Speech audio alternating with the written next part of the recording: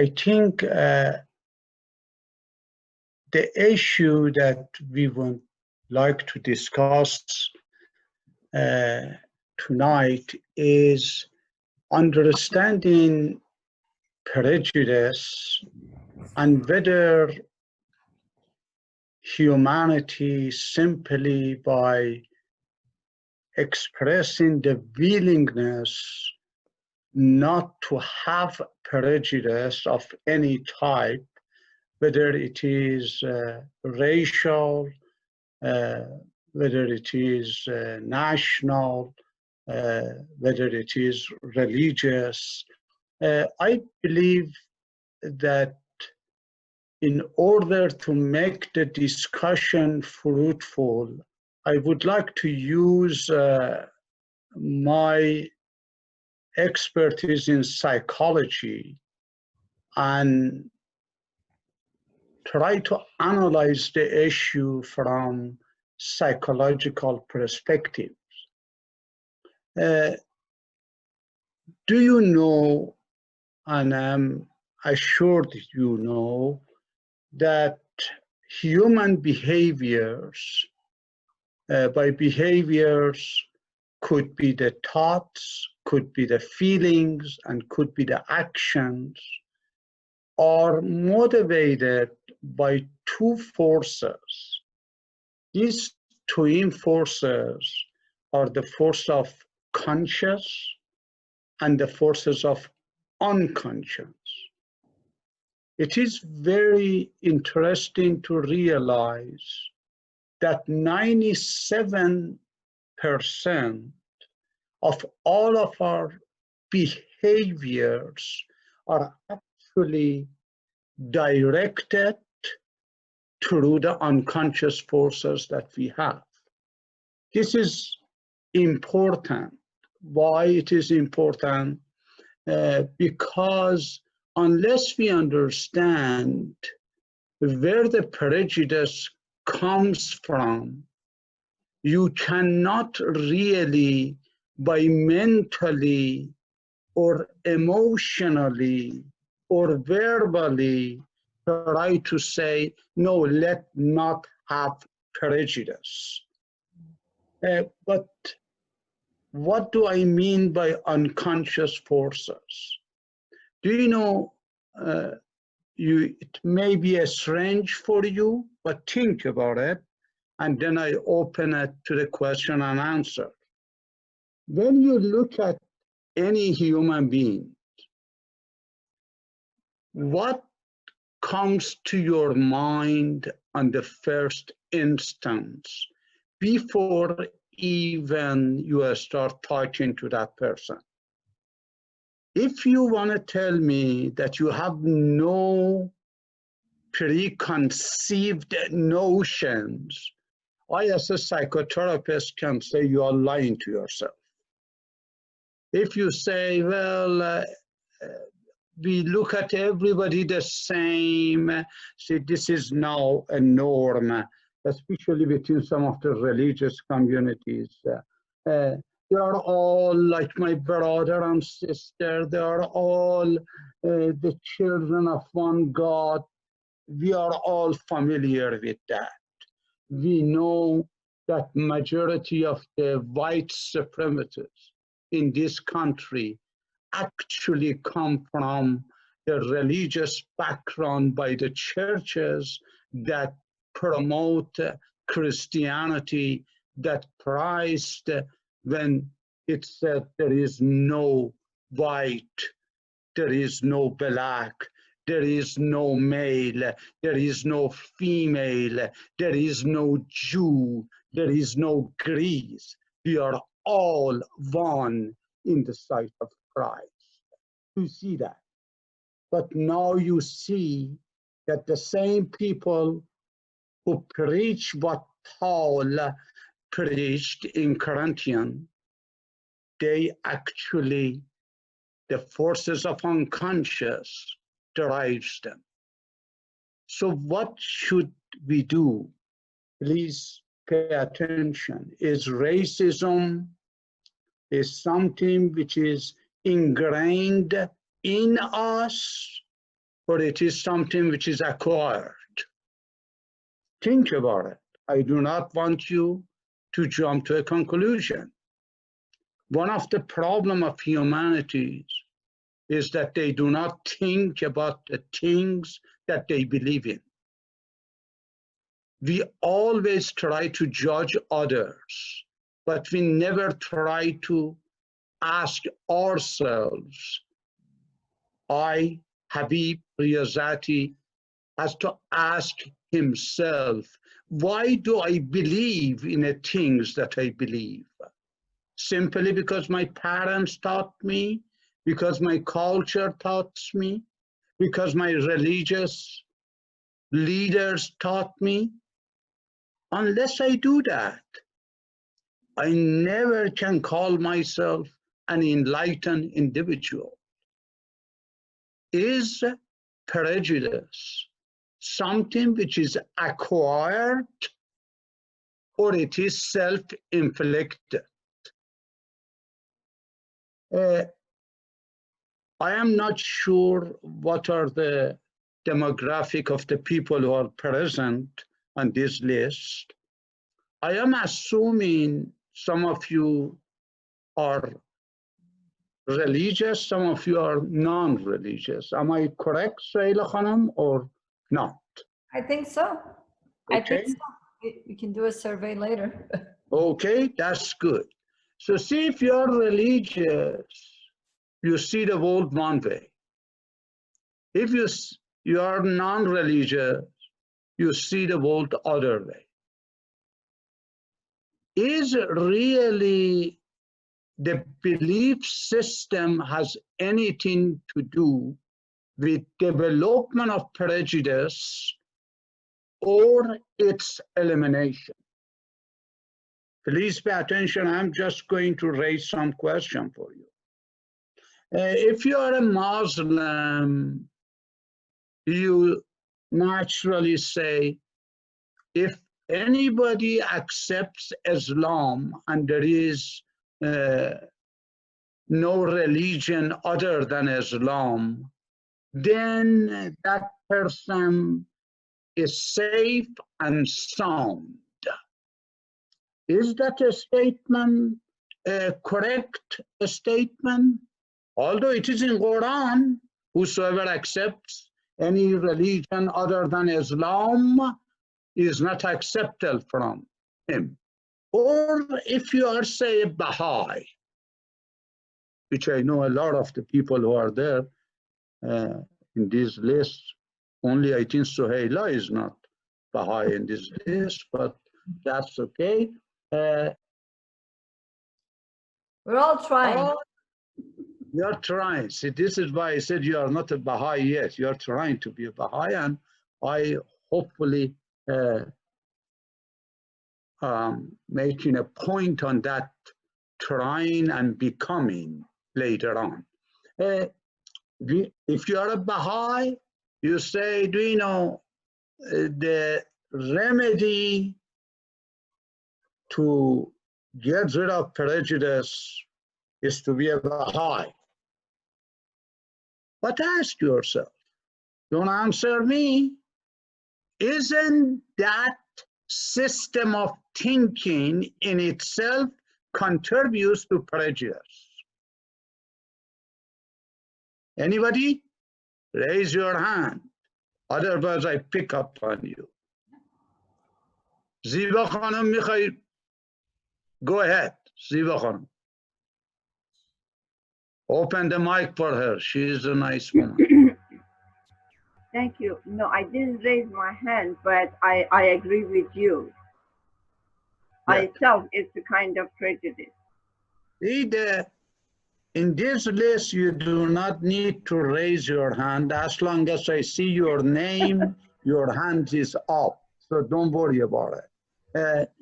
Irajan, Mr. Kamal Abadi, Yes.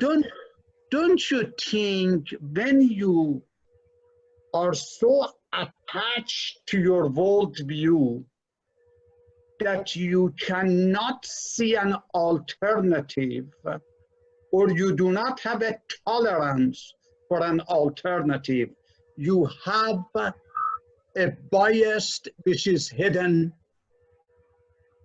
That is absolutely true, yes. Very good.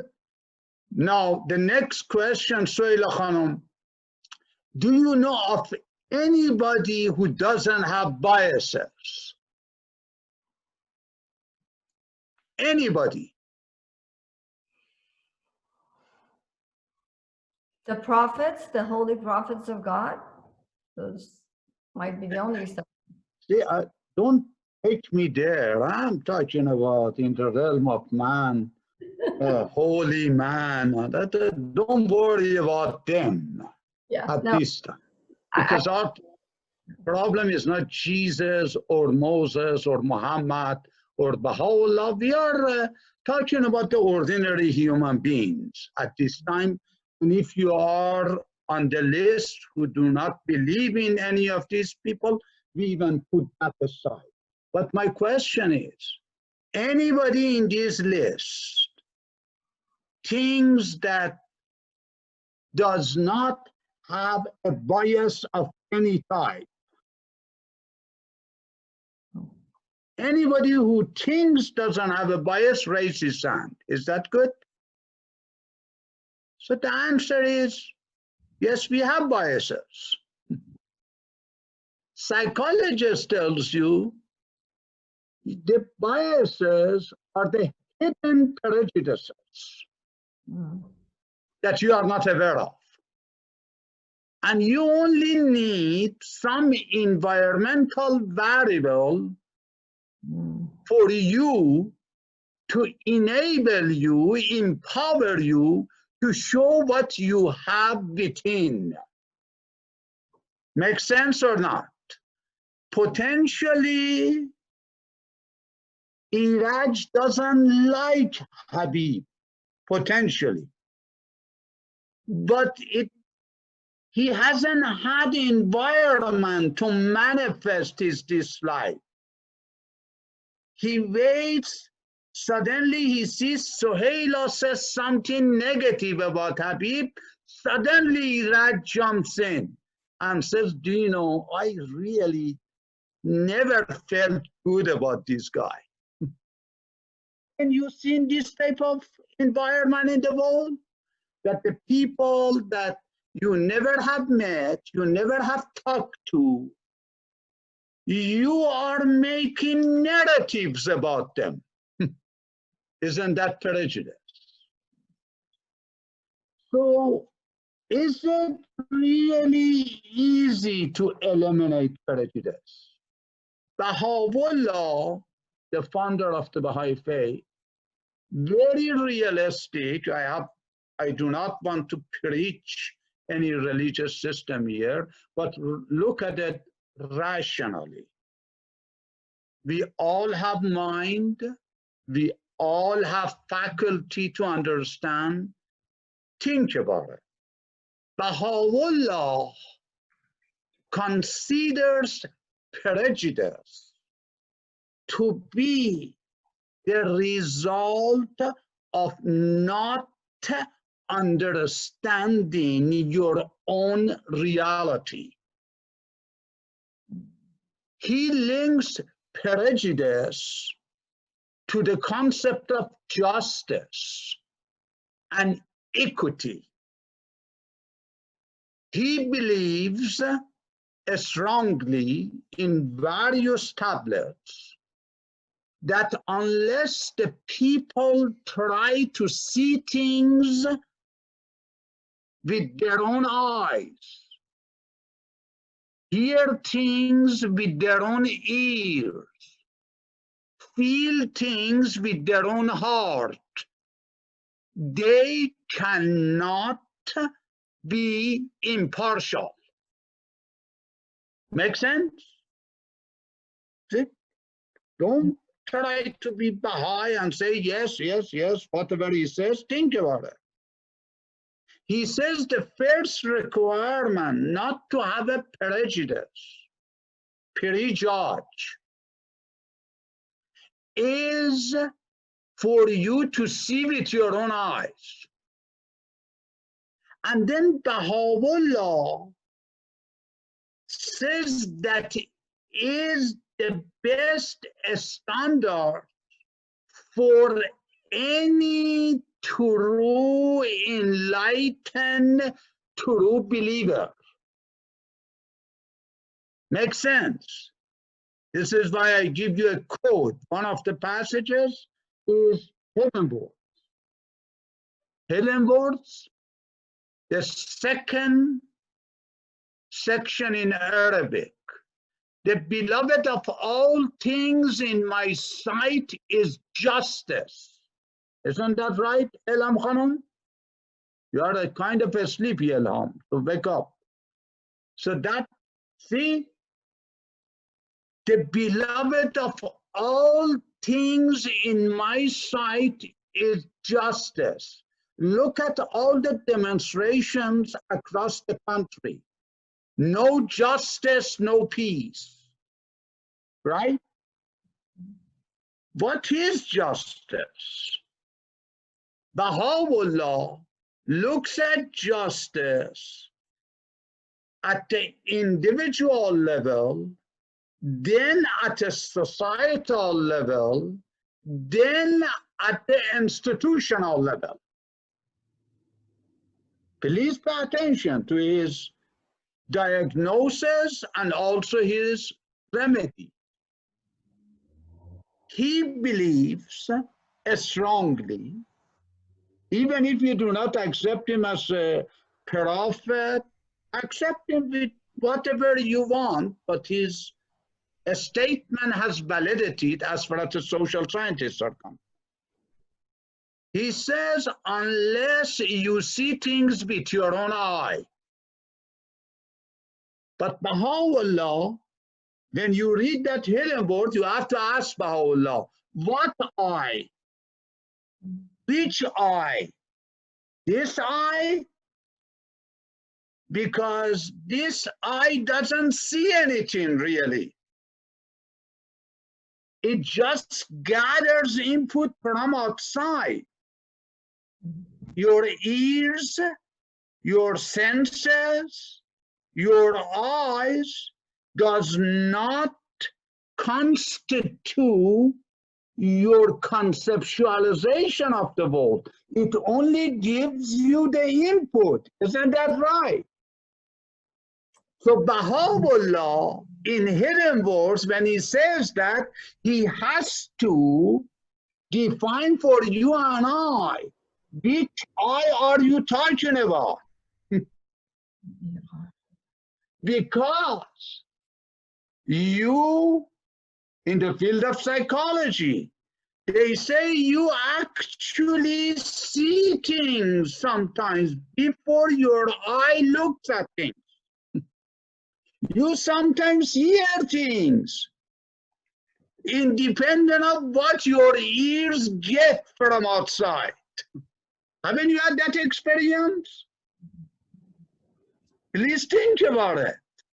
So Baha'u'llah, in numerous tablets, he talks about inner faculties versus outer faculties. Please pay attention. He says, when you see the world only using the 5 outer faculties, means 5 senses, you always have prejudice and failures. Think about it. He says there are 5 other faculties that when they are strengthened, they will help the 5 outer ones to have the right perspective of the world. What are those 5 inner faculties? Anybody on the list? Parveen Khanum, Fallah? No? Let's see, who should I? Mojgan Manshadi. Nobody wants to talk. Intuition is one of them, right? Who? Intuition is one of the five. Beautiful, good, good. See, she's a lawyer, right? Before you talk, she tries to see what comes out of it. What is intuition, Ziba Khanum? What is intuition? As you have explained, sometimes you feel something that without, with your five senses can actually get from outside. You Okay. understand something. See, they say, Mr. Iraj, don't tell that to your wife, but they say women have a stronger sixth sense. Is that intuition? Yes, it is. What did you say? Yes, it is. So you are afraid from Sohaila and your wife, you said yes, yes twice. But see, No, she doesn't hear me. Baha'u'llah says, do you know, in fact, the first and foremost inner sense is imagination. Can you believe it? Imagination, in Arabic, takhayyul. When you imagine something, that becomes the basis for all of the following conceptions. No wonder Albert Einstein was saying the power of imagination is more important than the power of thinking. Because thinking comes next. This is why Baha'u'llah, he said there is a power of imagination. There is a power of thinking. There is a power of comprehension. What do you mean by Baha'u'llah by that? He says, what I mean is how you imagine something, that becomes the seed for any other conceptualized reality that you perceive. Let me correlate it to the concept of prejudice. Baha'u'llah, in its entire revelation, he says, when you imagine humanism and how you imagine humanity, that becomes the seed for all of your conceptualization, your thinking, your comprehension, and your reaction to the race of man. Anybody understands what are we saying? Please pay attention. This has been verified by psychologists such as Carl Jung. How do we imagine something? See, unless you have an imagination of a table, how can you recognize that something is a table? Unless you have an understanding of a real table, how can you distinguish between the tables? You understand that? And whenever you want to choose one table over another table, you unconsciously restore to your imagination of the table that you have in your mind. Isn't that right? Am I making any sense? So Baha'u'llah, even from psychological standpoint of view, it says the problem is that the people of the world do not have a proper imagination of what human is.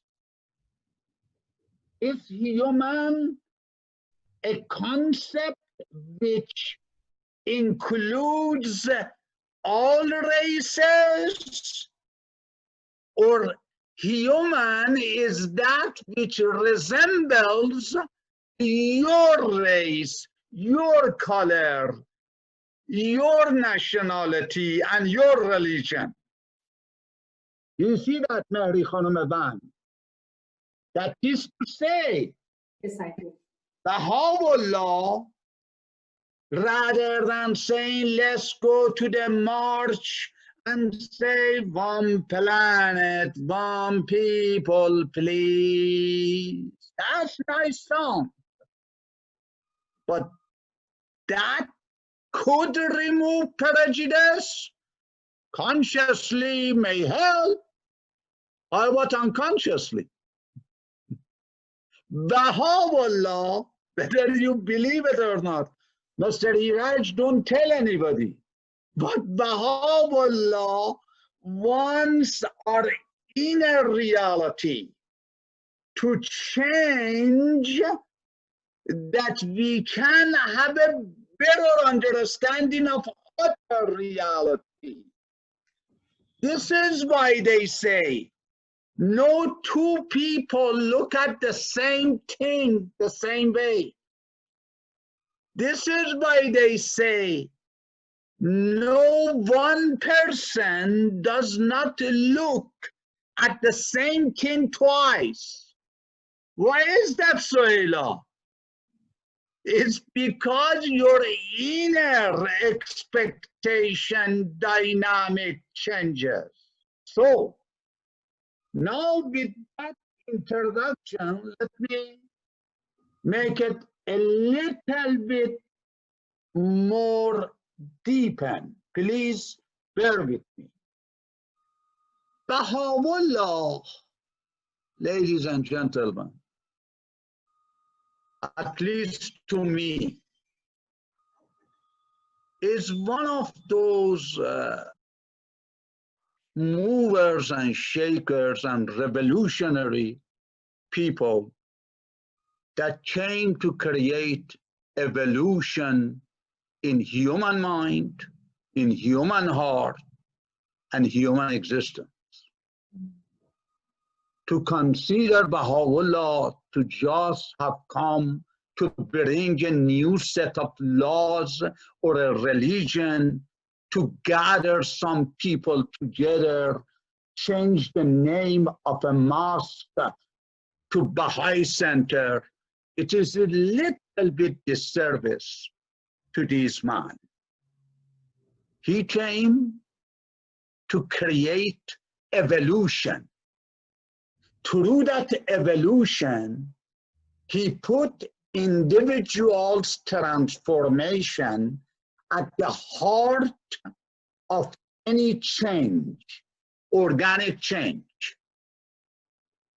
And in order for the society to build organically, Baha'u'llah, from his first tablet, which was revealed before 1853, until his last work, which was revealed 1891, 1892, he puts emphasis on transformation of the individual, because he firmly believes unless individual is transformed, society is nothing but the bunch of zeros gathered together. This is by Carl Jung. If you put billions of zeros next to each other, how many ones do you get, Ilham Khanum? None. So Baha'u'llah knows that. Baha'u'llah wants each member of the society to become transformed. This is why religious people have a terminology, transformation. Christians say, now you have been resurrected. Muslim says, now you have become alive. Please pay attention. Baha'u'llah believes community or institutions cannot do you any good. I repeat, any good unless individuals are transformed. Why? It's very simple. You do not need quantum physics to understand that. Community is a collection of the individuals, right? Institution are the social contracts of those groups who elect or appoint some representative. Isn't that right? If the individuals are a low energy, the community is low energy, the representative will be low energies. Am I right, wrong, or I'm really crooked? What am I trying to say? Baha'u'llah knows very well. The problem is not police. The problem is not government. Government and the systems are the representation of the maturity of the human individual consciousness. So if the individual and individuals become transformed, then eventually the society will change, and therefore you have better police system, better representative. Makes sense? This is true, ladies and gentlemen, in any community, whether religious or non-religious. Whether you are a Baha'i, that is true. Whether you are a Muslim, that is true. If your community does not have energy or low energy, your community cannot represent itself as a good electors for the government or governing officials. So, please pay attention. Baha'u'llah spends many of his writings to say, what is this transformation that you are talking about? See, I have encouraged all of you, and some of you have been in my sessions, ask questions from Baha'u'llah. Just do not read and shake your head.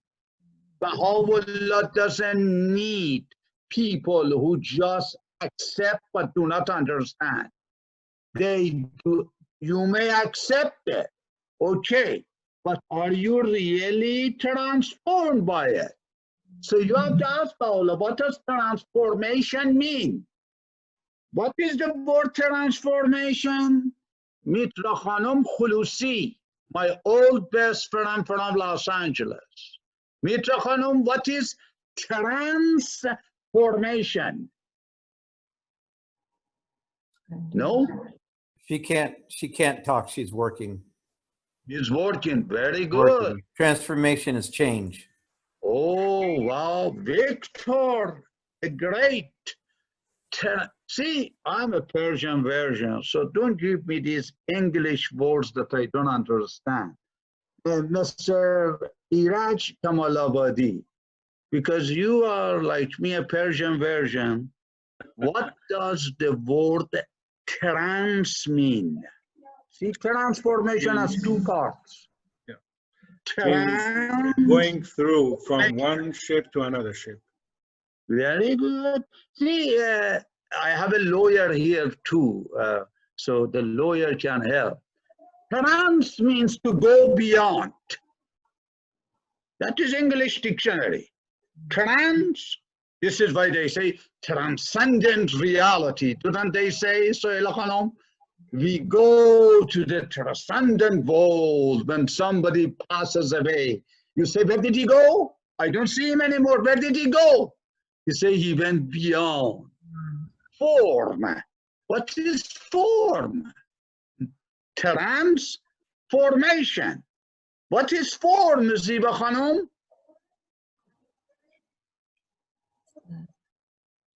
Material. Riazati, you're asking me so many questions. Okay, transform. The way I understand it is the form, the existing form. You have to take it somewhere, change it, take it. The transport, like the buses and trains and things, is just Okay, very good. Don't yell at me, Ziba Khanum. I'm just a lowly human being. See?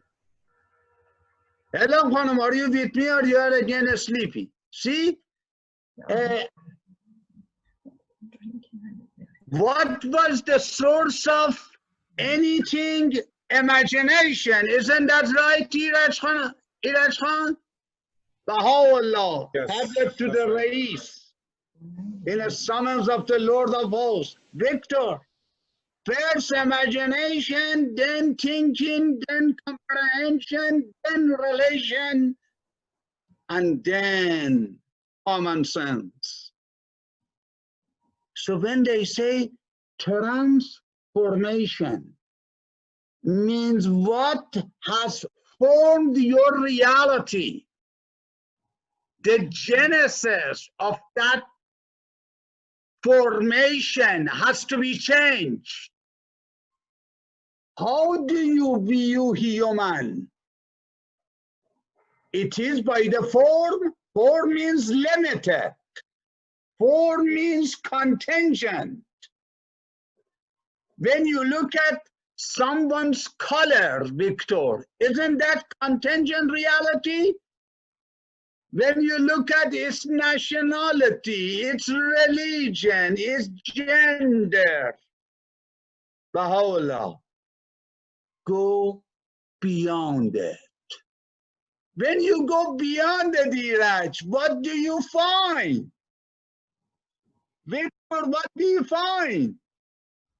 If you get away from gender, color, religion, nationality, race, so forth, what do you get then? Victor, are you working too like Mitra or you No. can talk? No, I'm thinking. You get your own reality. Go. You get to your own reality. Okay. See, now you are talking philosophical, and I'm a very, very shallow person in philosophy. So let's see. Reality. What is the reality of man, Janab Mike Rahmani? Janab Mike. I think Mike is off. So let's see. Forget about Mike. Mehdad Nosrat, he is recording, so we give him a break. Let's see. Vidar Raisam. Did I say it right? Vida Khanum, what do you say? No? See, everybody is quiet. Why? Yes. Yes. The reality of man are his thoughts. Or what? Thoughts. His soul. The reality of man are his thoughts. Oh, very good. See, he is so good. Who was he? Bob Henderson, San Jose. Okay, very good. Thoughts. Where does thought come? I know you coded Abdullah very well. Reality of man is his thought. But you have to break it down. Don't bring me quotation. Quotation doesn't do you any good in this discussion.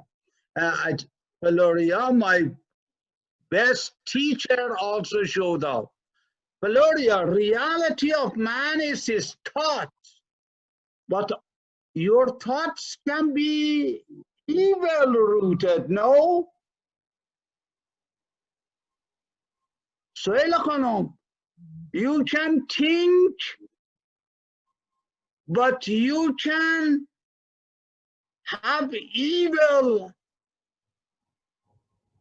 intention, isn't it? When Baha'u'llah says, Valeria Khanum, hear no evil, see no evil. Can you see no evil, Ziba Khanum, without first thinking evil? Think about it. Victor, I know it's late at night, but think. Thinking is good. So reality of man is his thoughts. But thoughts are coming from, Valeria? From your culture? From your belief system? Valeria says something. She was my teacher. I learned the Ruhis from her. Okay. Go for it. I think she's off. Unmute yourself, Floria. Valeria, Well, go for it. Oh, you are my teacher. I'm learning. No, forget about this conventional tarot. Tell me where does the thought come from? Because somebody said reality of man is his thoughts. Didn't I hear it correctly, right? Where does the thought come from? from your thoughts come from your imagination. Oh, really? Very good, very good, very good. So then we live in a world of imagination? No, thoughts come from your spirit, from your real identity, from your actual being. Oh, wow. Did you see, Victor? It became very interesting, right, Valeria Khanum? So where your soul is where your mind goes. It's where your soul and mind is, your thoughts. And then, please pay attention, he doesn't say whether, and this is a statement, by the way, is not only by Abdul Baha, it is pre-existence Abdul Baha, especially after Renaissance, by many, many profound philosophers, such as Immanuel Kant. So we have to be fair-minded. But Abdul Baha Abbas points that out. He doesn't say mind. Please pay attention, mind is a physical instrument. Thoughts, right? Yeah. Thoughts are, what is it, Abdul Baha? He says the reality of man is his soul. Soul is like the sun. Thoughts are like the rays of that sun. And then the body is like the mirror, right? Some answered question, right, Valeria? Absolutely. Very good. So I see my teacher, she verified it. Now you tell me, how does that go with prejudice too? Our soul is prejudice, really? No. Goli Khanum, Goli's iPhone. So I don't know who is this Goli. I know so many Golis. But let's see, Bijan Khan Yallah. No? Okay. My question is this. Otherwise, these two dominate, Valoria and Iraj and Ziba. See, these three are one after another. We should change our spiritual orientation to change our mental activities, or we have to change our mind in order to change our soul. Bob, go for it. Because of the reality of man are his thoughts, you must change your thoughts first, because everything flows from that aspect of us and our soul. Very good. Let's see. See, you have to be, let's see, you are a Bob and you believe in Bob and Baha'u'llah, all of those. But I'm a very, very slow learner. does really our reality comes from our thoughts, or our thoughts can manifest the reality that we are concentrating on? Which one is it? See, you have to understand this thing clearly. The second one. If the second one, why is that, Floria? Why is that? Explain it to us.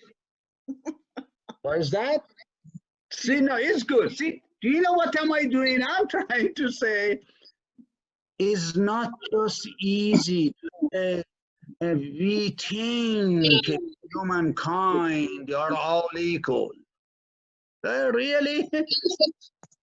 But if you understand that the reality of man is beyond thoughts and feelings, is a reality that is universal.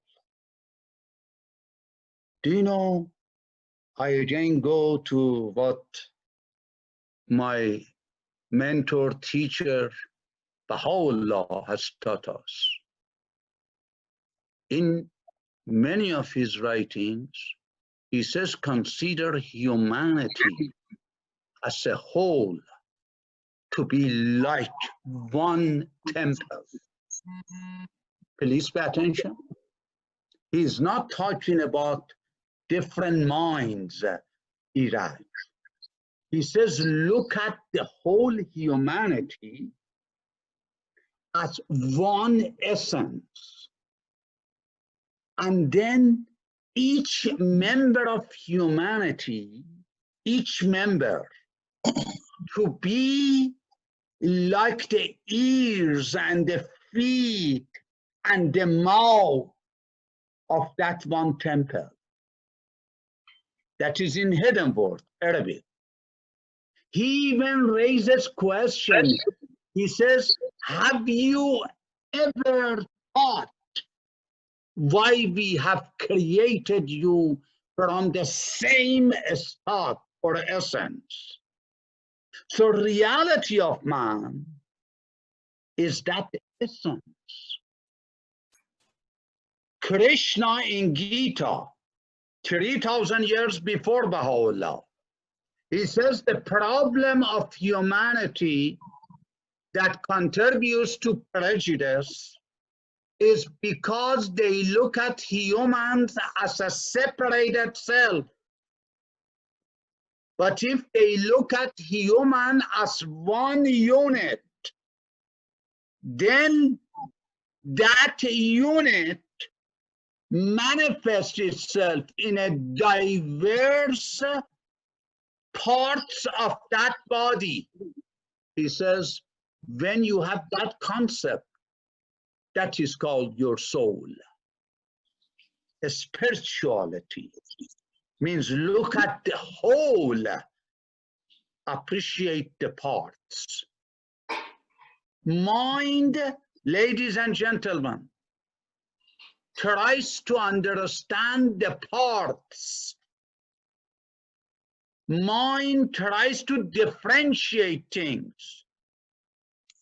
It is logical. Logic means find the diversity and find the commonality, right? Iraj? This is why they say be rational. Baha'u'llah says humanity has to be looked at as a spiritual, unseen reality. And therefore, anything that is inflicted on one part impacts the whole temple. Do you understand that, Victor? In fact, Baha'u'llah, in order to understand Baha'u'llah, I recommend 2 books. One is called Process and Reality by Alfred North Whitehead. This man was a contemporary of Shoghi Effendi. He says the problem of humanity is that they do not understand that the reality is system. Look at it as system. And every system has a part. And the parts have relationship with each other. But the parts do not have any value unless you see the whole. Baha'u'llah says it in a religious term. Reality of man is a unity of humankind. Do you understand that? We cannot measure unity of humankind, Iraj, because we are a part of that. This is why Baha'u'llah, in his last work, in his middle work, from 1853 to 1892, he says, whatever you do, whatever you feel, whatever you think, ask yourself, does it have the whole in it? So what does prejudice means here? How does then Baha'u'llah eliminates prejudice? Vida Khanum. Let's see, Bob, go for it. Can you clarify your question, please?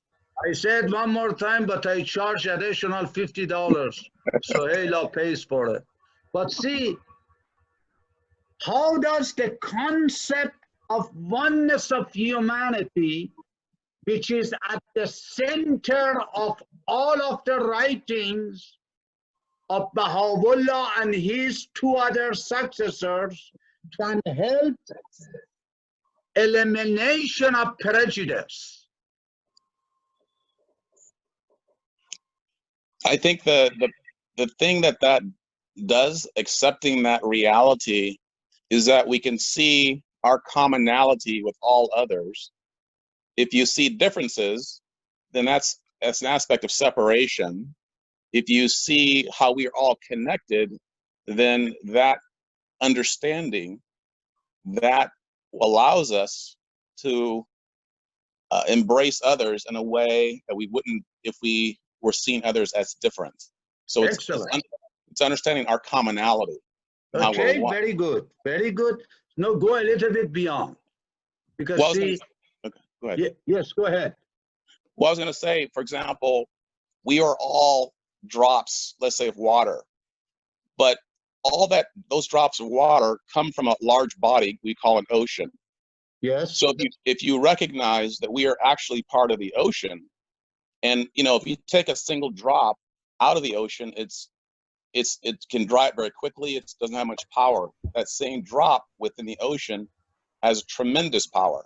So the reality of who we are is as part of and holistically that ocean. We're not separate from it. Excellent. See, go a little bit beyond now. Yeah, I'm going to. What happened, Suhaila Khanum? You said something. Saying that the concept is deeper than that, because the drops of one ocean are looking like each other. They do have commonality. Excellent. As one, it's like the ear saying to the eye, why do you look different than me? Why is the mouth like that? So we look different, but we're still part of the elements, Excellent.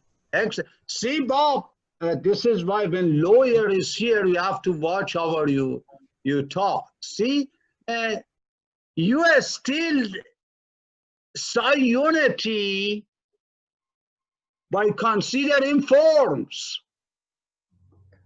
while Baha'u'llah's whole notion, Iraj, was to transform. You got it? Balari Khanum, are you with me? That is Ruhiban, my friend. I'm with you. See, it is very much Ruhiban. You go beyond in order to see the ocean and a drop. Because unless you see the drop, you do not see the ocean. And besides, Suhaila didn't tell you because he had to charge you more. ocean is within the drops. In fact, you see a drop, but there is ocean in it. So you have to go beyond. Please pay attention very carefully that Baha'u'llah does not look at unity in diversity. And by that he means, see, we are all human, but we have ears, we have mouth. If he says that, he is just conceptualizing the form. But what he's saying is, Habib, you are connected to an invisible reality, which is called human, which is beyond these individual humans that you see. Do you see that? I give you an example. Muhammad in Quran says, if you kill one person, you have killed the whole world. What does he say, Iraj? What is he talking about? How can you kill the whole world, Floria? You just killed Habib because he deserved it. Why? They tell you you are the murderer of the whole world. Or Baha'u'llah in Iran. He quotes Muhammad saying, because we're part of the same family. The same, again, see, family, a spiritual family, not tribal family, not religious family, not professional family. Do you see the form? Go beyond.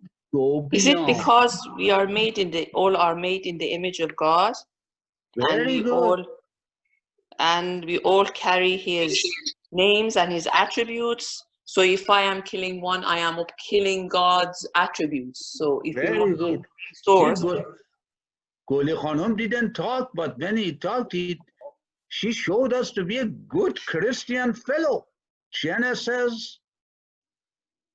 No, I'm just reading also from what Baha'u'llah says in the Gleanings. Is just have it in front of me upon the reality of man. Beautiful. Created. Beautiful. But what is, see, again, this is good. This is a good discussion, Sohaila. Why are you bored? It is a very good discussion. Because see, image of God. What is this God, for God's sake?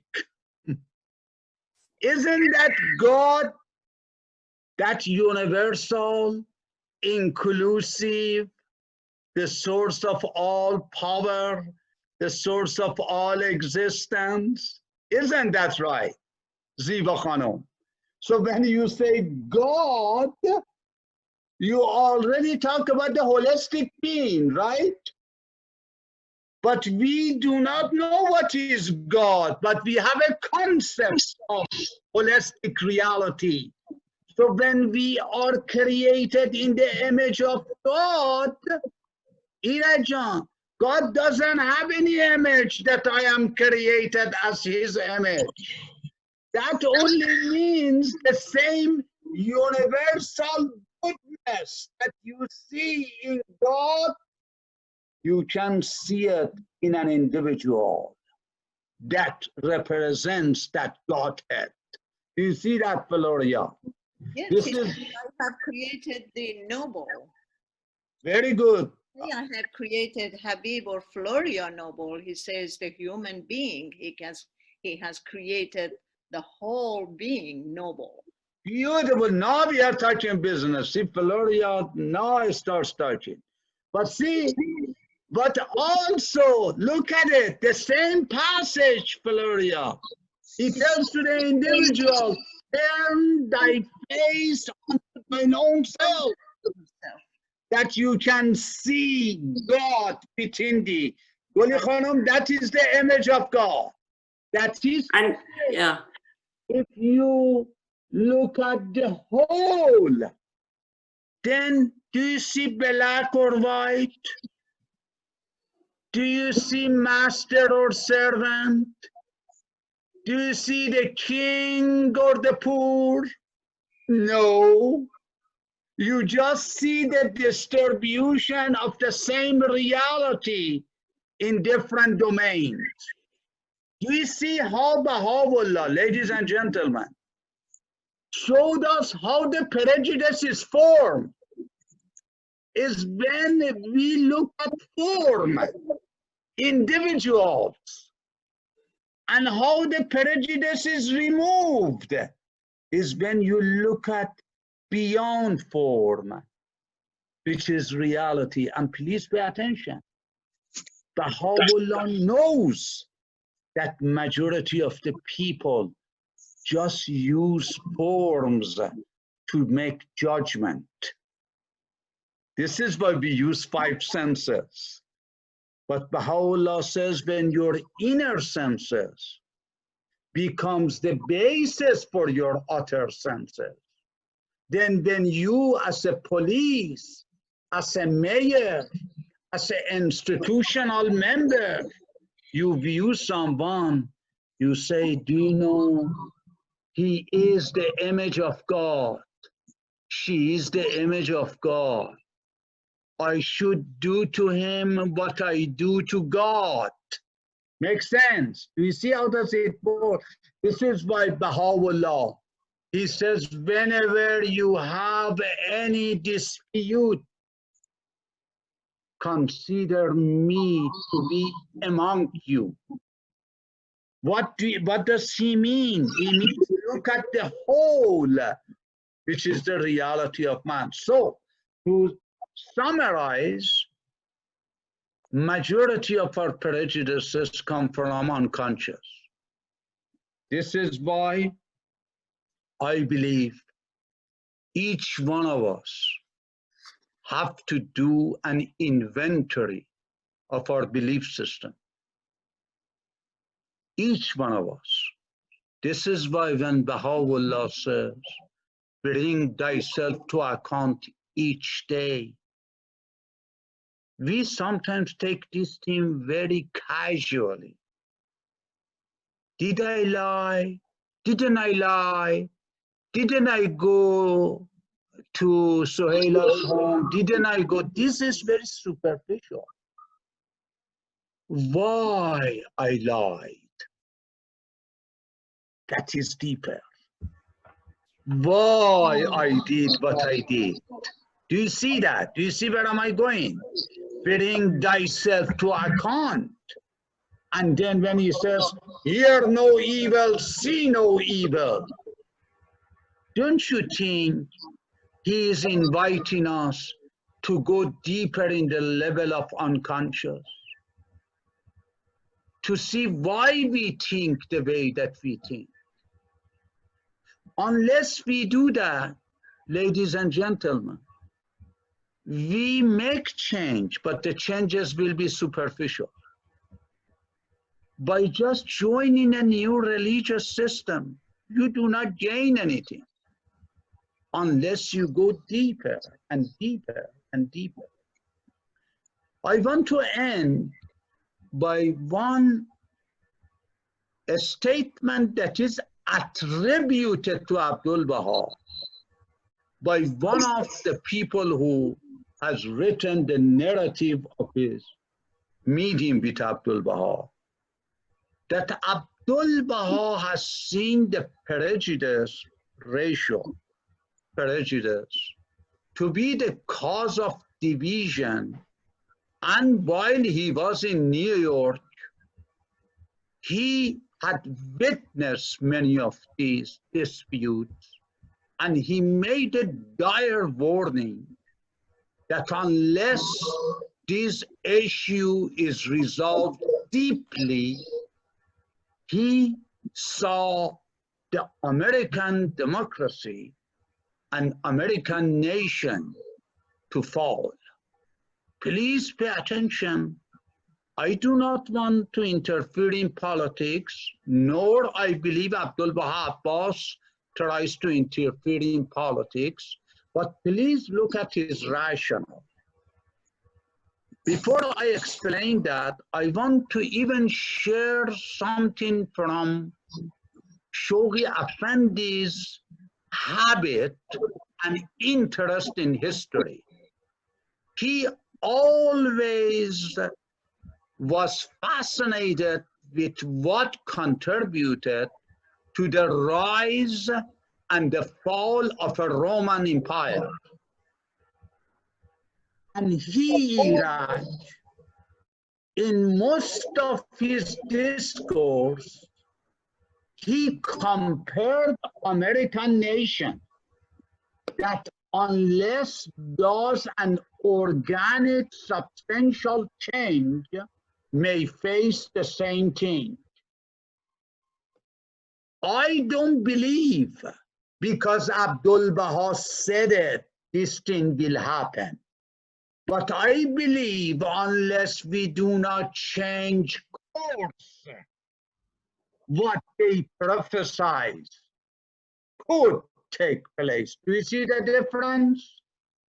They did not want to see destruction, Iraq. But because of their all-encompassing knowledge, they could predict the course of action and the result of it. Do you understand, Gloria? But we cannot say Baha'u'llah said this will happen, and it happened. Then you actually cause humanity to become a robot. But while we say what Abdul Baha says, that our prophecy doesn't mean we make it to happen. Our prophecy means that we can predict the end result of the course of action that you take. The reason that Abdul Baha saw that was because he realized that unless a nation like America, which with all standards is the pride of the world, if they cannot resolve this humanitarian issue, please pay attention, Iraj.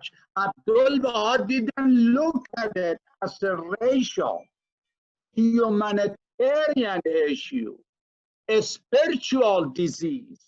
Please pay attention. Not mental conception, not whether women and blacks are lower in intelligence as some of the scientists try to manifest. Please pay attention. Abdul Baha knew that even the founding fathers of this democracy, they didn't believe in equality of races.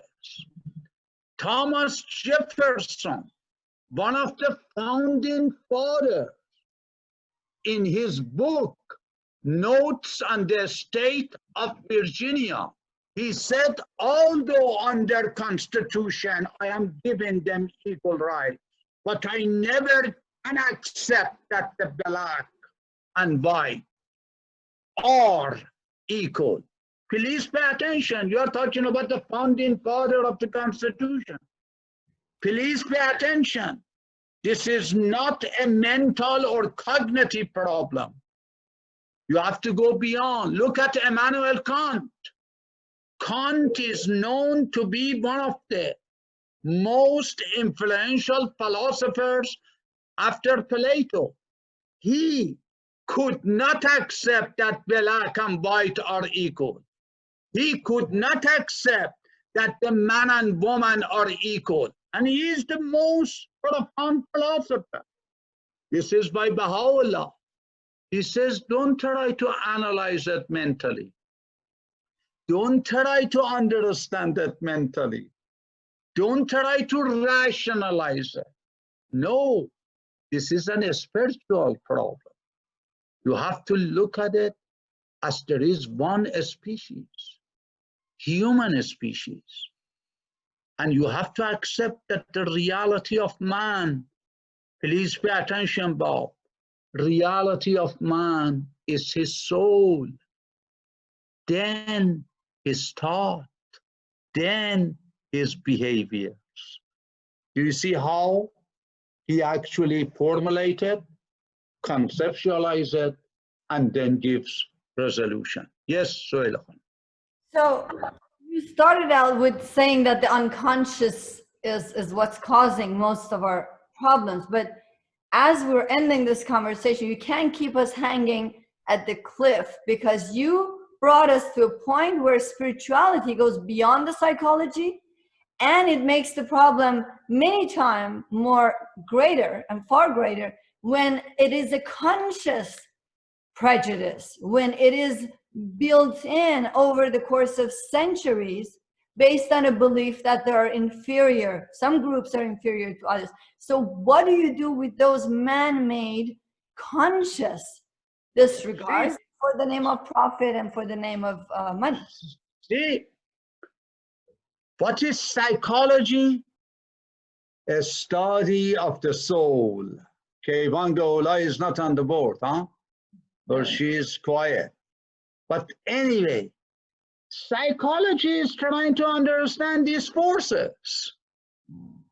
Psychology, not all of them. Some of them are just looking at action, behavioralism. Some of them looking at the cognition. Some people, some of them, such as Jungian, that by the way, maybe there are only 1,000 Jungian psychologists in this country.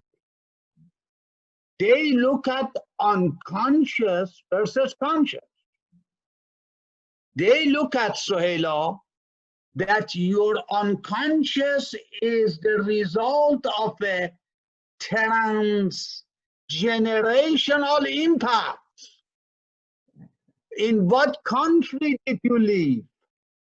What economical problem your parents had? What religious values, traditions, family traditions, all of them have become bundles that you are not even aware of. And then when the environmental variables become ripe enough, suddenly you, Suhaila Khanum, what a nice girl. When you come to that adversarial environment, you show those unconscious realities within you. This is why they say the more you bring your unconscious to the conscious level, you become more peaceful, because you unbundle the bundles. You understand that, Suhaila? Yeah. That we have so much prejudice that we don't know. See, let me give you an example. For 40 years, Baha'is have been suffering in the hand of Shia, right? You want to tell me that all of the Baha'is, when you ask them, what do you think about life? They say, we are all brothers, sisters. I know, I was Shia. Shia is also good. Oh, okay, Irajan, you have a daughter? Yes. I have a son who is Shia. Do you want to give it to him? Hey, Baba, Jesus Christ. Now he is a Baha'i. Now he asperses to Jesus in order to give his Baha'i friend to a Muslim. What is he doing? Can he forget what happened to his sister? He may, please pay attention. You may say, no, he forgets. No, he doesn't have amnesia to forget.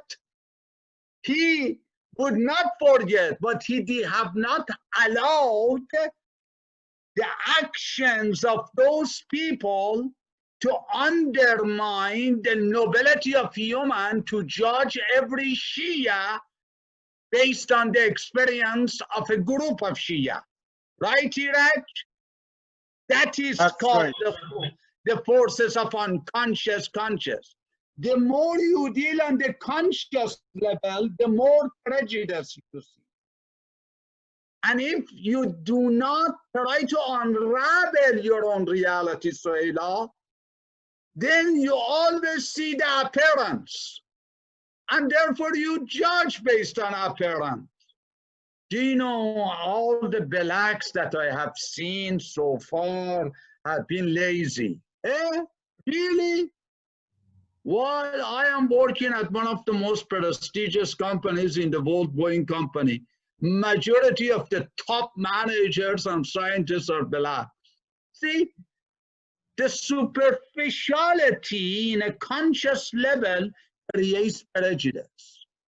So this is why Baha'u'llah, he says, whosoever knows himself knows God. By self doesn't mean, Floria, is self. That inner self, that true self. Because when you know that true, unconscious, invisible self, then you see the reality of man in everyone. Do you see that, Suhaila, how complicated this is, but simple to understand? Yeah, thank you for addressing that. But I wanted you to also address the intentional, institutionalized prejudice that is very conscious and is not by bringing the unconscious to the conscious level so we can address it. It's designed so that it will not go away. And it serves much purpose. That's what I wanted to also touch on. Oh, Jay, see, now she's a lawyer now. Institutionalized. What does the word institutionalized mean, Mehdi Khanum? Do you know we in Europe and America, Valeria Khanum, we do not like institutionalized anything. We do not like institutionalized religion. Nothing. Why is that? Ziba Khanum, what's wrong with institution? Go for it, Ziba. Okay. You meant organized, institutionalized religion. Because any organization, they have to have some people at the top level and the rest of them under, you know, their command. So whatever they make as a law, the others more or less have to obey. Okay, let's see. Suhaila Khanum is still waiting. See, she has paid $100 for this Zoom to last more than 1 hour. So let's see. When we say institutionalized, that means it has been organized, thinking, feeling that if you think a little bit outside of the box, what's going to happen to you, Suhaila? You are going to be outcasted. Then you are either my enemy or my friend, right, Mr. Iraj? If you do not think like me, then you are my enemy, right? That's right. How does Baha'u'llah solve this? Please pay attention, Ziba Khanum. You have to be very careful. Every system has hierarchy, doesn't have? Baha'i faith has a hierarchy, but doesn't have hierarchy means dominance. Please pay attention. As hierarchy, Floria Khanum, why are you trying to make me to think it doesn't have hierarchy? You have LSA, local, national, and international, right?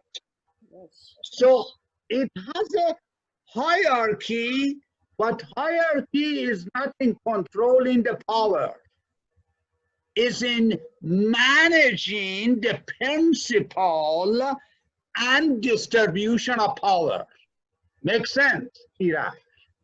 This That's is right. why individual Ziba can be on the top, but individuals cannot organize a system of thinking which is in contradiction with the unification of human race.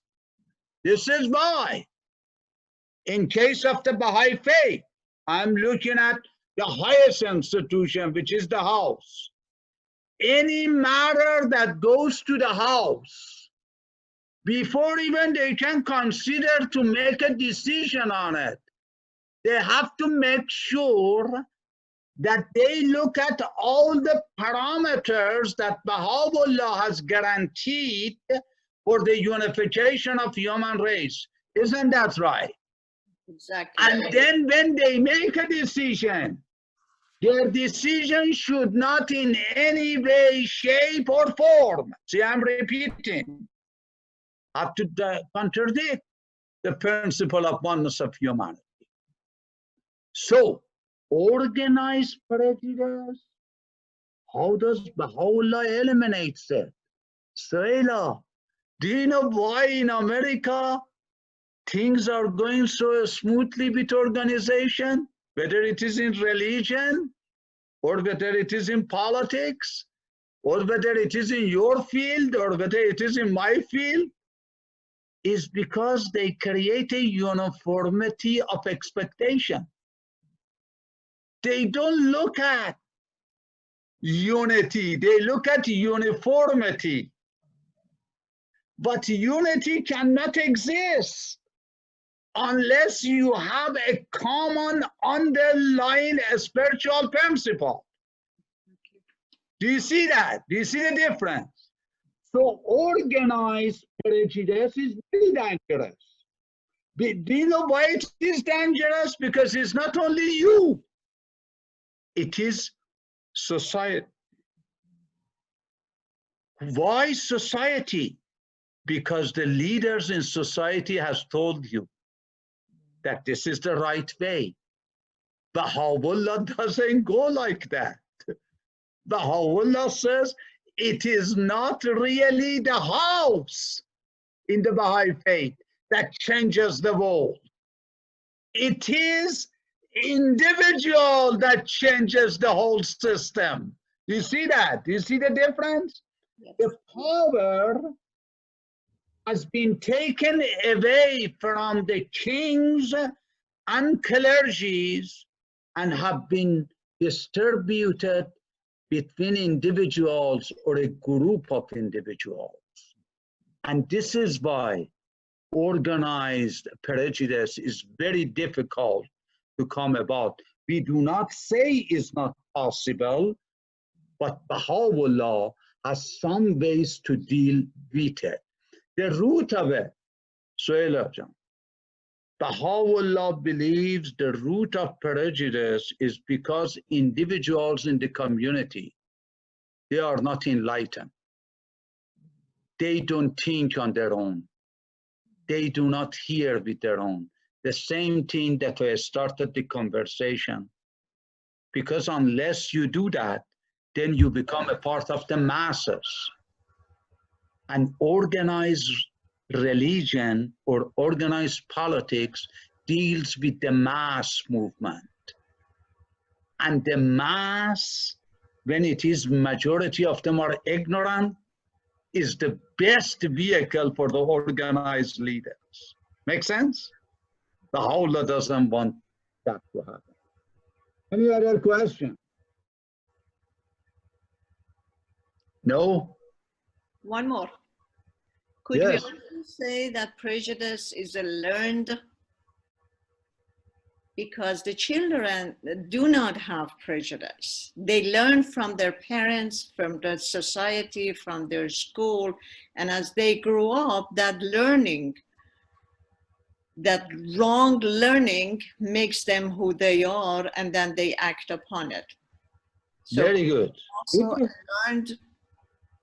See, Pilari Khanam, you are a very spiritual person, and you are my teacher and my mentor and my Ruhi and everything. But see, let's look at Abdul Baha Abbas. Abdul Baha, in some answer question, he says anything that we do has at least three components contribution.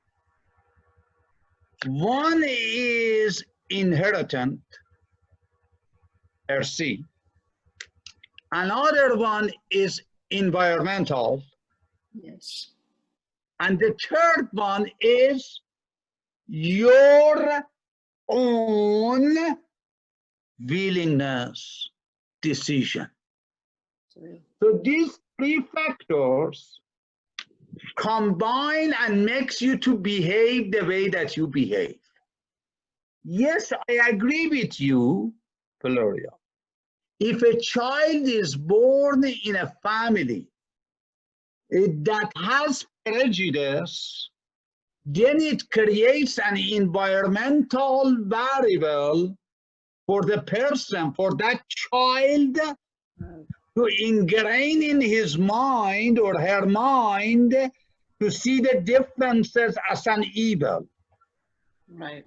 But if the same child is born in a family that looks at differences as the flowers of one garden, Right. that child sees it differently.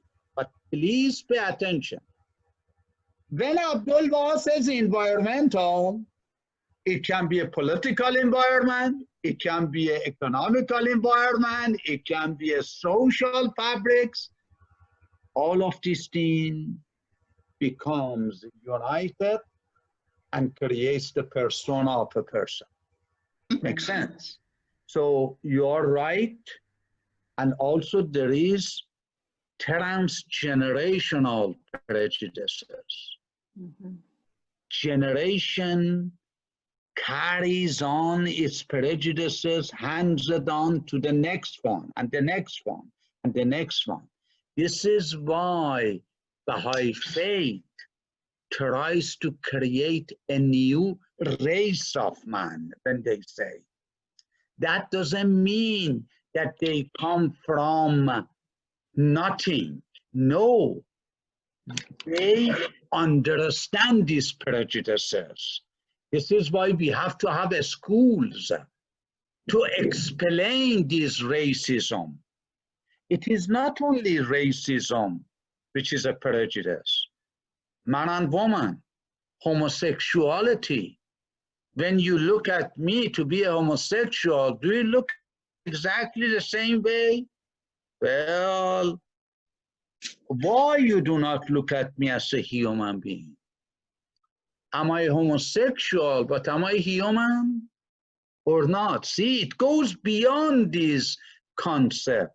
I think we need to be kind. We do not need to be judgmental, and we have to accept that our behaviors is the result of many, many dynamics. Makes sense. Okay, Suhaila Khanam, how many more hours do we have?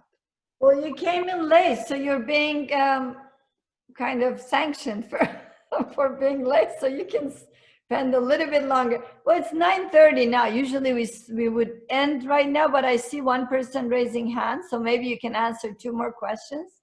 Okay, sure. Go for it. Is it me? Yes. Yes. Allah for Dr. Riazati. My name is Vahide Rassam. من متوجه نشدم وقتی که اسم من شما نوشتن وادی رسام و the way you said it, I didn't know you are referring to me. So I apologize for that. Yes. But I have one question, and it's not that hard, but I like to have clearance about that. You just mentioned the 3 components of human beings, which also contributes to the way we think and the way we act and the way we believe. And these 3 components are what we inherit from our family and our background, and in the environment that we grew up, and the willingness, what we like to be, how I like to see myself growing up, and putting those 2 also factors, I know how we can deal with the environment, because the environment always can be changed. If you do not like one environment, you can always change. If you are growing up in a poor family, you can always strive to get more education and do better for yourself than the family before. So this, and also the willingness. The more intelligent people you see, the more better environment you are, you can improve yourself. Your willingness to want to be better will increases. But how and what you do with what you inherit, which is somehow in your system, engraved in your system as what you inherit from the parents and the grandparents that is with you. Beautiful. I'd like you to help me understand. So the name is Vadi, right? Vadi Khanum. Vadi, bale, it's a short form, Vadi, but remind me, real Okay, seven. Okay, 7 Bali. This is the Vadi, yes. Very good. Now, see, Vadi Khanum, what's happening is, now I first look at it from the field of psychology. A psychologist tells you that you have potentially, genetically, because I am an alcoholic, I may carry on this to my son potentially. Please pay attention. Genes do not make you, but they may predispose you. Make sense or not? Or do I explain it? Yes. I may be alcoholic. This is why some people say he was born like this. He was born like that. Right now, unfortunately or fortunately, the science shows that is not a good judgment. I am not born anything because I am not wanting. A human being is a complex phenomenon. So Abdul Abbas, I believe, had it just to the point when he said there are multiple factors contributing to the development of personality. You know, I deal with the personality disorders in humanity. When you look at these known personality disorders, you see that these factors have played in development of that personality disorder. But the person has not been born as a borderline. The person is not born as an antisocial. But there has been some dynamic between environment. Environment means what? If I have had an abusive parents, that is an environmental variable. It impacts my personality development. But now Abdul Baha says you are neither this, that, or that. You are a noble being potentially. We have created you like a mine full of gems. Baha'u'llah Maqsood. But he says in order for these gems to come out, this is why it means everybody is in the image of God.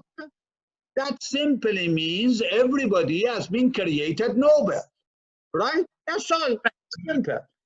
But in order to manifest that nobility, you have to watch these environmental forces. Abdul Baha, it is interesting, Abdul Baha strongly believes throughout his writings that the willpower of a person can turn the world around. This is why we see two children are from the same family, they turn out to be different. And not necessarily if you are in a good environment, you turn out to be good. Please pay attention. I give you an example. Jesus had disciples, right? One of them went, what, Valoria? Went goofy. When it's okay, it had to do with Jesus? No. So environment had to do with the inner forces also. Or I give you another one. Baha'i faith. Who was the first believer in Baha'u'llah Falaria Khanum Ruhi 1, question 1? Who was it? Ziva Khanum, say it. Who? Why did you, it is not hearing you. Falaria, talk louder. Abdul Baha was the first believer. Oh my God, it is so firm. Well, it's good. Historically, in fact, the first believer in Baha'u'llah was Agha Jan, his secretary. It was 40 years in his presence. See, Bida Khanum, Badi Khanum. 40 years. His name, Falaria Khanum, was Khadimullah, the servant of God. Azarullah, ever ready for God. As far as we know, Ziba Khanum, nobody has been in the presence of this manifestation more than Agha Jan. 75% of Baha'u'llah's writing in the hand of Agha Jan. What happened at the end? Wadi Khanum, he went, Philip Philip. This is why. You cannot be judgmental and say, if anybody is in the presence of Baha'u'llah, will be transformed. Not necessarily. You will be transformed if you see the reality of Baha'u'llah, which goes beyond the forms that you see called Baha'u'llah. You see that, Valoria Khanum? Baha'u'llah is not Mirza Hussain Ali, because this man, Agha Jan, Ziva Khanum, was raising, getting old with Mirza Hussain Ali. And then he would see he also falls sick, he also cries. He said, what is this now? This is by going beyond form, Vidajan, Badijan, is something that individual has to rise to. This is by no two things are the same. So if you tell me which of these three forces are stronger, I say the power of will. Exactly. And the will has to do with the power of recognition. How deep you recognize something. This is why there is a difference between knowledge and recognition. You may worship God for 70 years, but that can be a pious worship. But if you do not reflect on it, you can flip. This is why they say 1 hour of thinking is better than 70 hours of pious worship. You see, Badi Khanum, che khabare? Yes. Next question. Yeah, and if we still have time and nobody else wants to ask any question, I want you to explain a little bit of how human beings like me and you and other people that are participating in this wonderful conversation and gathering, how we start the transformation. Because when we transform ourselves, we come beyond. We are not going to look, we are looking as in a whole and trying to, as you said, appreciate the parts. So Sure. in order to do this transformation, what would you think are the requirements for any human being? I tell you, based on my experience as a Baha'i, going around the world as a privilege to serve the Baha'i communities, I have realized that those people who have connected their heart and their mind to the transformer, they have been able to transform. Excellent. I do not call Baha'u'llah prophet, manifestation. These are all good. But as far as I am concerned, he is my transformer. This is why now Baha'u'llah to me is not going to Holy Land and bow down there.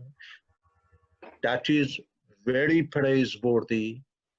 But the reason that I go there and bow down, because I say in this spot, there is a man Who? dedicated his whole life to Baha'u'llah. Mirza Hussain Ali was a vehicle of service to Baha'u'llah, who was a transformer to humanity. So when I go back from Haifa, I say, how can I also be a tiny seed in the path of the same man that I visited his grave? Yeah. So the people who connect their hearts to Baha'u'llah, cognitively, emotionally, and spiritually, they have a higher rate of transformation. Please pay attention. Baha'i writings are the source of transformation, because I do not know Baha'u'llah but through his writings. And these writings are a creative force. Please pay attention. How do I use this word? We say creative word of God. This is very good. But what does it mean? That means these words takes you beyond form. It is not only the word, it's the energy behind it.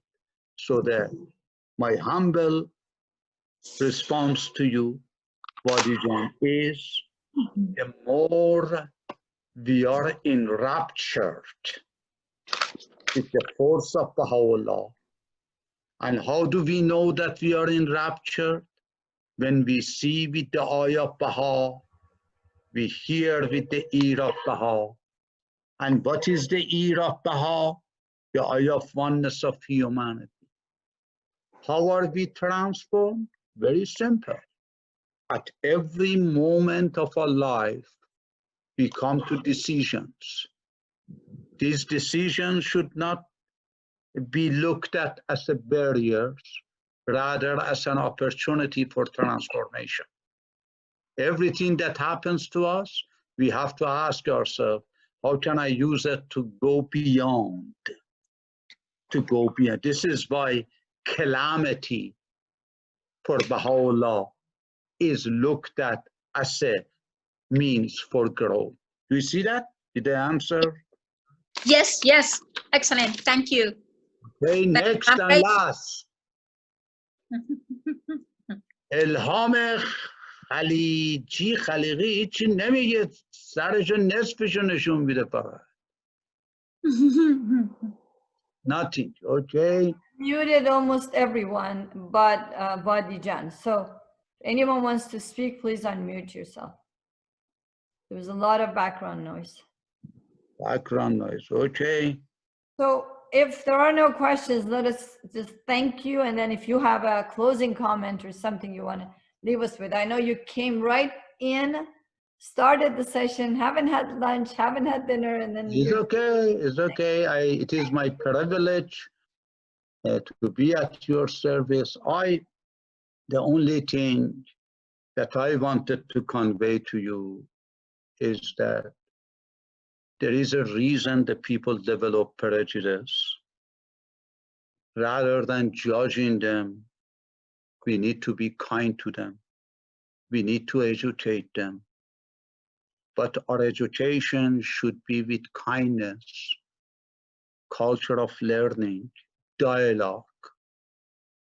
I do not want to preach non-Baha'is, but for those of you who are familiar with the governing body of this faith is the Universal House of Justice. I have tremendous amount of respect for this institution because it sees the social cohesion in action, whether it is prejudice or any other ill in society. When they said have dialogue, we may look at it as a practice of religious practice. I don't look at it. Dialogue means culture of learning, Victor. That I invite my neighbor, not because I want to make him a Baha'i. That is a prejudice if you want to do that. No, I want to go and learn. I want to share my noble values with the spirit of humility, and he also comes to share. If we do these interactions, over time, these prejudices will be removed. But if we try to judge or take sides, we also contributors to the prejudice. This is why I highly recommend we examine our own prejudices. Habib is full of prejudice. If he thinks he is not, he needs to see psychologists. Why? It's not wrong to say I'm prejudiced, because I am also the child of environment, of upbringing. But am I willing to transform? Am I willing to ask myself, why have I gave my life to Baha'u'llah? Do I need another person to boss me around? What is my view on Baha'u'llah? What is my view on the House of Justice? How you conceptualize this thing will help you to remove your prejudices. Another thing that I try to convey is don't dwell on negative, because negative doesn't exist. This is why Baha'u'llah, Abdul Baha, he says, evil means non-existence. What is existence? Existence is that which constitutes reality as a whole.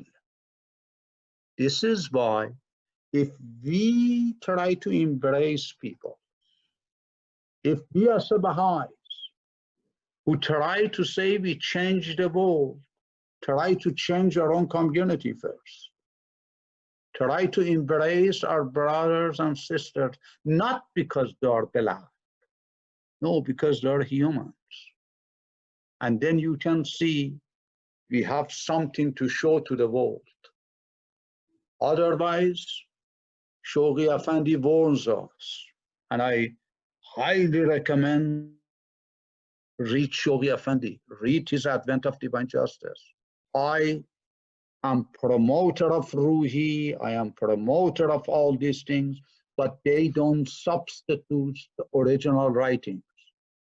You need to read the writings of Shoghi Effendi to understand the ills of today.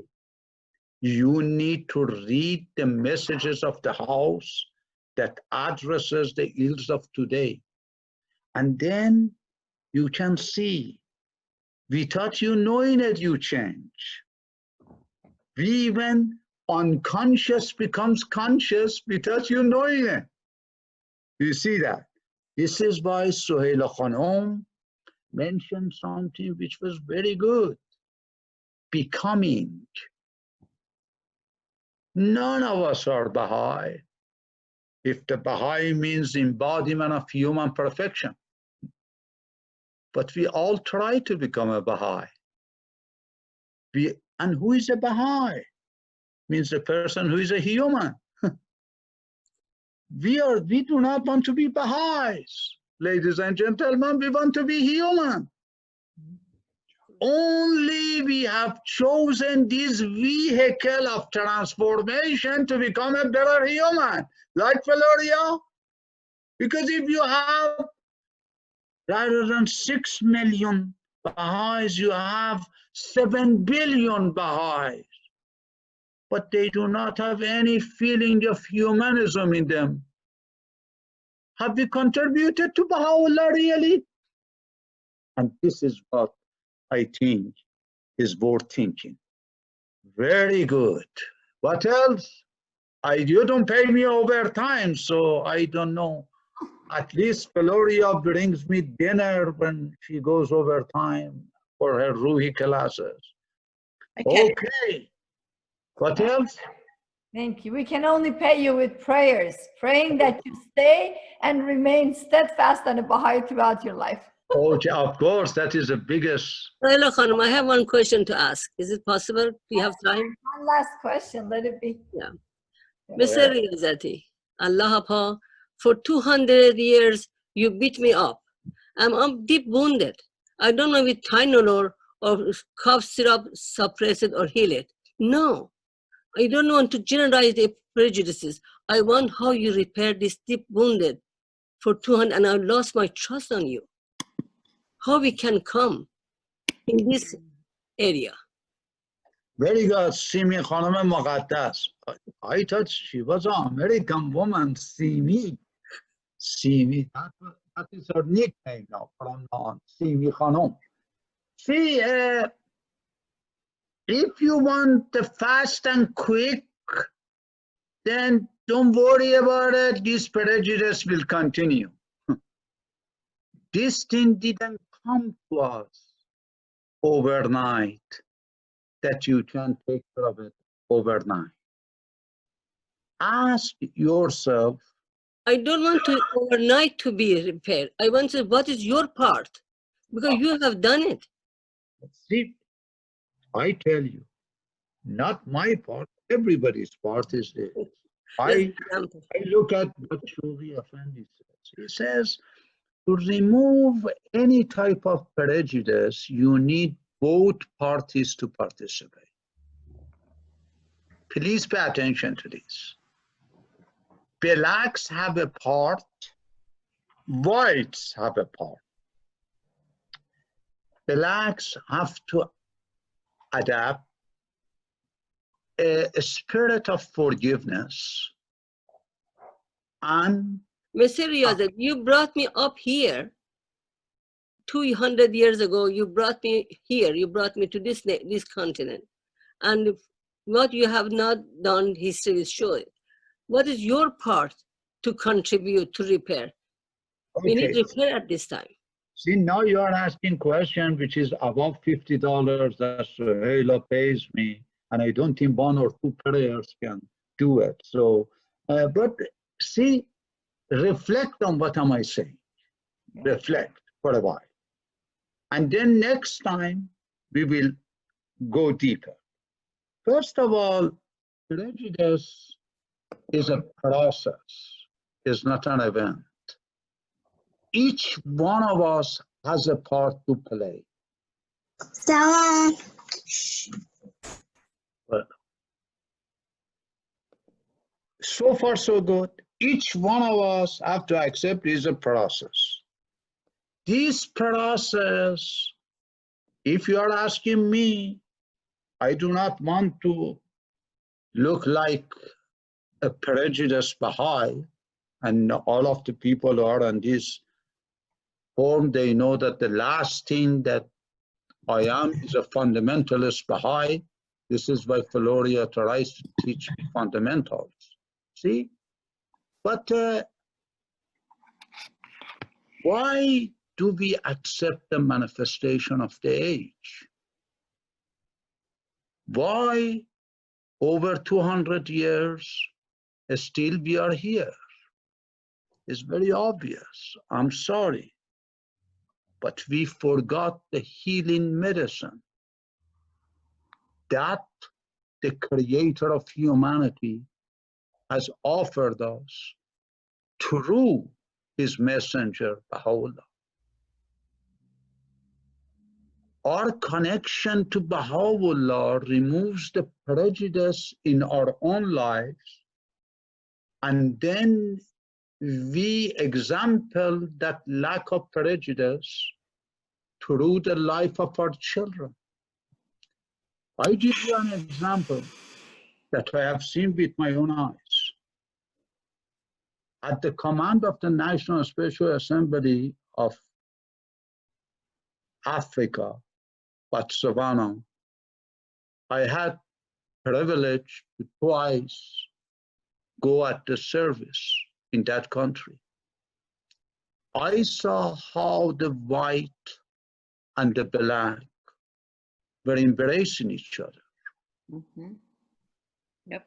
They have a symbol of their country, Ziba Khanum, Valeria Khanum, is zebra.